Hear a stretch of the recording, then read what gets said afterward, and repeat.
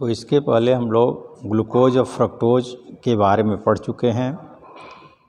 आज हम लोग डीएल विन्यास क्या होता है उसके बारे में चर्चा करेंगे। तो पहले तो हमको मालूम होना चाहिए कि जो सबसे सरलतम कार्बोहाइड्रेट होता है या कह सकते हैं मोनोसैकेराइड जो होता है वो ग्लिसरॉल्डिहाइड होता है। जैसे ग्लूकोज और फ्रक्टोज हम लोग पढ़ते हैं तो उससे भी सरलतम मतलब उससे भी छोटा जो कार्बोहाइड्रेट है या मोनोसैकेराइड है वो आपका ग्लिसरॉल्डिहाइड होता है। ग्लिसरॉल्डिहाइड सबसे सरलतम मोनोसैकेराइड होता है। इसमें एक असमित अथवा किरेल कार्बन होता है। देखिए ग्लिसरॉल्डिहाइड का सूत्र है जिसका संरचना सूत्र है CHO, CHOH और CH2OH।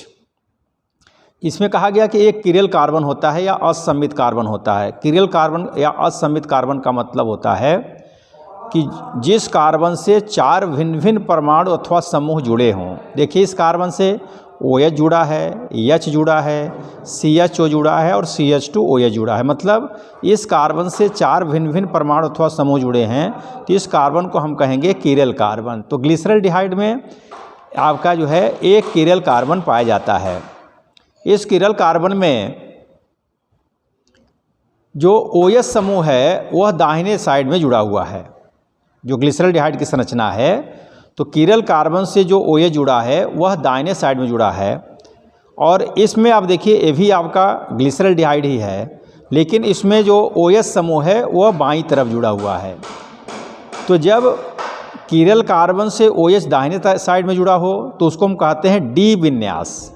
मतलब ये ग्लिसरॉल्डिहाइड तो है लेकिन इसका पूरा नाम क्या हो जाएगा, डी ग्लिसरॉल्डिहाइड। और इसमें विष्कांति और इसमें इस कार्बन से OH जो है बाईं तरफ जुड़ा हुआ है तो इसको हम कहेंगे यल ग्लिसरॉल्डिहाइड। मतलब अगर बाईं तरफ OH जुड़ा होगा तो उसको कहेंगे यल विन्यास और अगर दाहिने तरफ जुड़ा होगा तो उसको कहेंगे डी विन्यास। तो इसको हम कहेंगे डी ग्लिसरॉल्डिहाइड और इसको कहेंगे हम यल ग्लिसरॉल्डिहाइड। तो जिस प्रकार से ग्लिसरॉल्डिहाइड को हम 2 विन्यास के द्वारा प्रदर्शित करते हैं, डी विन्यास और यल विन्यास, उसी प्रकार से ये जो रोजेनहॉफ एक वैज्ञानिक थे उन्होंने भी कार्बोहाइड्रेट का विन्यास 2 प्रकार से प्रदर्शित किया जिसको कहते हैं डी विन्यास और यल विन्यास। तो इसका कार्बोहाइड्रेट का डी विन्यास और यल विन्यास कैसे होगा या कौन सा डी विन्यास होगा कौन सा यल विन्यास होगा, तो इसको थोड़ा समझने के लिए हम लोग ग्लूकोज या फ्रक्टोज का संरचना सूत्र देखेंगे। तो अगर यहाँ पर ध्यान से देखा जाए, देखिए ये आपका ग्लूकोज का संरचना सूत्र है। हम लोग जानते हैं कि एक आपका ग्लूकोज में CHO समूह होता है और 4 CHOH। देखिए एक CHOH 2 3 4, इसको अलग अलग लिख दिया गया। उसे हम लोग लिख देते हैं CHOH × 4 लिख देते हैं, लेकिन इसको अलग अलग दिखाया गया है। और इसमें देखिए 1 2 3 और 4, इसमें 4 किरेल कार्बन हैं। 4 ऐसे कार्बन हैं जिससे 4 भिन्न भिन्न परमाणु अथवा समूह जुड़े हुए हैं। तो यहाँ पर 4 किरेल कार्बन है तो इसमें हम किसको डी विन्यास कहेंगे, किसको यल विन्यास कहेंगे। तो जो अंतिम वाला किरेल कार्बन है, देखिए अंतिम किरेल कार्बन, देखिए ये भी किरेल कार्बन है, ये भी किरेल कार्बन है, ये भी किरेल कार्बन है, ये भी है। तो अंतिम किरेल कार्बन से अगर OH दाहिने साइड में जुड़ा हुआ है तो उसको हम कहेंगे डी विन्यास। और फिर देखिए यहाँ पर अंतिम किरेल कार्बन से OH अगर बाईं तरफ जुड़ा है तो उसको कहेंगे हम यल विन्यास। मतलब ग्लूकोज के 2 विन्यास होंगे, एक आपका डी विन्यास और दूसरा यल विन्यास, जिसको हम क्रमशः डी ग्लूकोज और यल ग्लूकोज कहेंगे।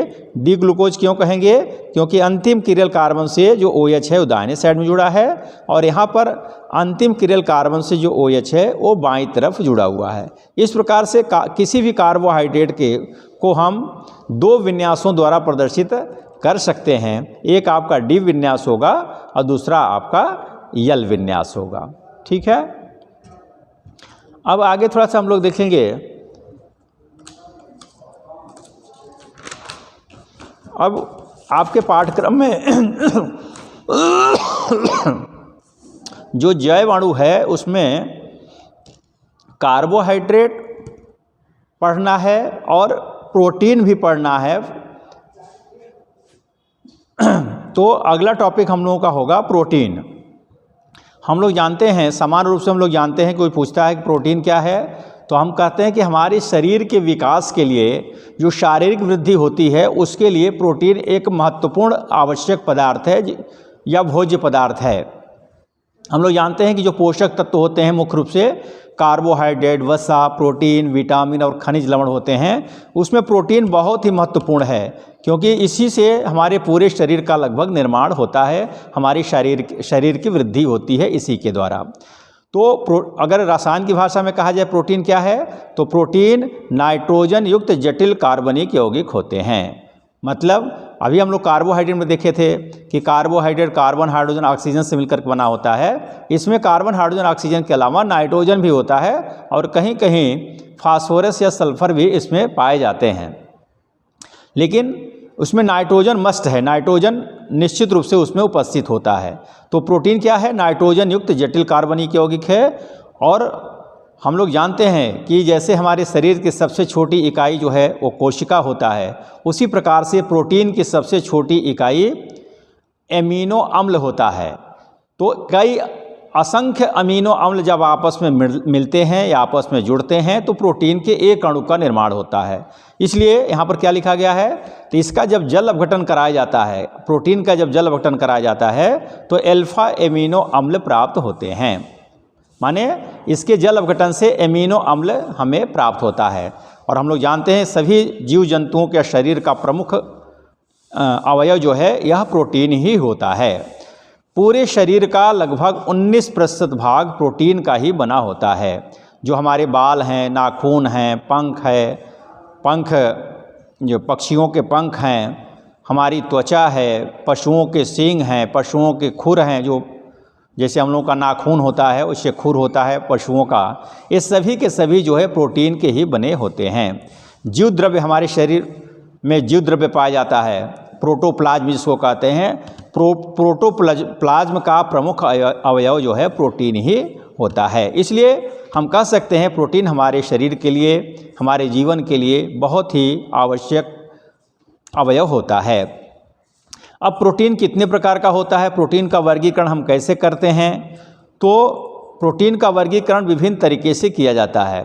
एक तो पहला है आपका स्रोत के आधार पर, माने यह प्रोटीन हमें कैसे प्राप्त होता है, कहाँ से प्राप्त होता है, उसके आधार पर प्रोटीन दो प्रकार के होते हैं। एक होता है जंतु प्रोटीन, दूसरा होता है वनस्पति प्रोटीन। नाम से ही स्पष्ट है कि जंतु प्रोटीन मतलब जो जंतुओं से प्राप्त हो उसको जंतु प्रोटीन कहेंगे। जैसे आपका दूध, अंडा, पनीर, मांस, मछली, ये सब जंतु प्रोटीन के उदाहरण है। और वनस्पति प्रोटीन मतलब जो पौधों से प्राप्त होता है उसे हम वनस्पति प्रोटीन कहते हैं। जैसे दाल, सोयाबीन, राजमा आदि हमें पेड़ पौधों से प्राप्त होता है, तो इसको हम कहेंगे वनस्पति प्रोटीन।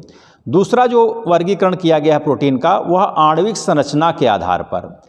आणविक संरचना किस प्रकार से है प्रोटीन का, उसके आधार पर भी जो प्रोटीन है वो दो प्रकार के होते हैं। एक होता है रेशेदार प्रोटीन जिसको फाइब्रस प्रोटीन कहते हैं, और दूसरा होता है कणिकामय प्रोटीन जिसको ग्लोबुलर प्रोटीन कहते हैं। तो रेशेदार प्रोटीन में क्या होते हैं, इनके अणु परस्पर जुड़कर रेशे बनाते हैं। आपस में अणु जुड़ते हैं और रेशे जैसी संरचना बनाते हैं, और ये रेशे जो है बहुत ही मजबूत होते हैं। और ये जो अणु हैं, प्रोटीन के जो अणु हैं, वो हाइड्रोजन आबंध उसमें पाया जा सकता है, कभी कभी नहीं भी पाया जाता। जो अणु होते हैं प्रोटीन के, वो प्रबल अंतर आणविक आकर्षण बल के द्वारा एक दूसरे से जुड़े होते हैं। और प्रबल अंतर आणविक आकर्षण बल के कारण ये जो रेशेदार प्रोटीन होते हैं वो जल में अविलेय होते हैं, जल में घुलते नहीं हैं। इसके उदाहरण है रेशेदार प्रोटीन के केरेटिन।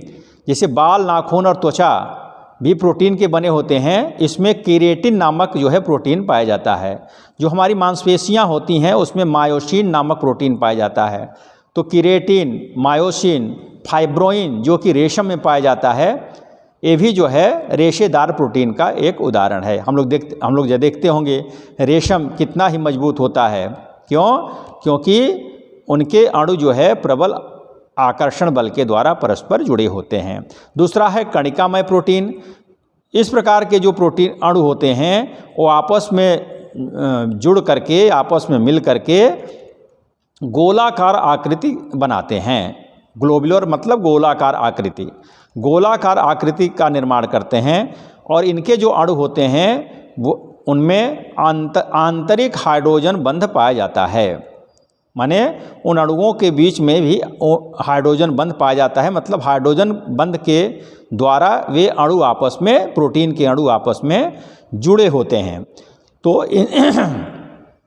तो हम कह सकते हैं कि चूँकि हाइड्रोजन बंध जानते हैं कि बहुत कमज़ोर होता है, दुर्बल बंध माना जाता है, इसलिए हम कह सकते हैं कि जो कणिका में प्रोटीन होते हैं उनके अणुओं में जो अंतर आणविक आकर्षण बल होता है वह दुर्बल होता है, और जिसके कारण ये जल में और अम्ल में विलय होते हैं। माने ग्लोबुलर प्रोटीन और फाइब्रस प्रोटीन दोनों में अंतर है कि क्या है, उसमें जो है जो रेशेदार प्रोटीन होते हैं उसमें प्रबल अंतर आणविक आकर्षण बल होता है, इसमें दुर्बल अंतर आणविक आकर्षण बल होता है।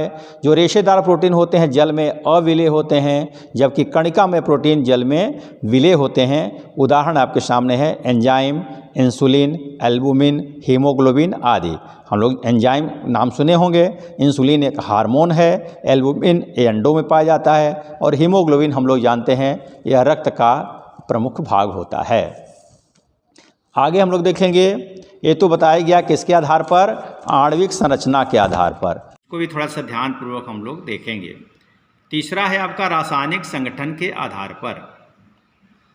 तो रासायनिक संगठन मतलब जो प्रोटीन हैं वो किस प्रकार से बने हैं, उसमें कौन कौन से अवयव हैं, कौन कौन से, उसका रासायनिक संगठन क्या है। तो रासायनिक संगठन के आधार पर जो प्रोटीन हैं वो 2-3 प्रकार के होते हैं। एक आपका सरल प्रोटीन जिसको हम सिंपल प्रोटीन कहते हैं, दूसरा है संयुग्मी प्रोटीन जिसको कॉन्जुगेटेड प्रोटीन कहते हैं, और तीसरा है आपका व्युत्पन्न प्रोटीन जिसको डिराइव्ड या डेरिवेटिव प्रोटीन्स कहते हैं।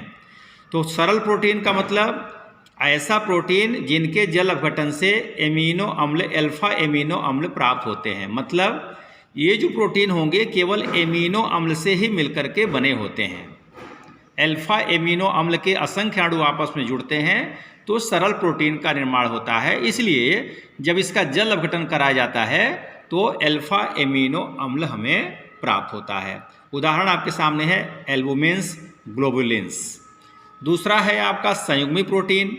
तो ये जो प्रोटीन होते हैं एमिनो अम्ल के अलावा इसमें अन्य अणु भी आपस में जुड़ जाते हैं और संयुग्मी प्रोटीन का निर्माण करते हैं। तो क्या होगा, जब इसका जल अपघटन कराया जाएगा तो अल्फा एमिनो अम्ल के अतिरिक्त अन्य अणु भी प्राप्त होंगे। क्यों? क्योंकि इस प्रकार के जो प्रोटीन हैं वह अल्फा एमिनो अम्ल के अलावा दूसरे अणुओं से भी मिलकर के बने होते हैं।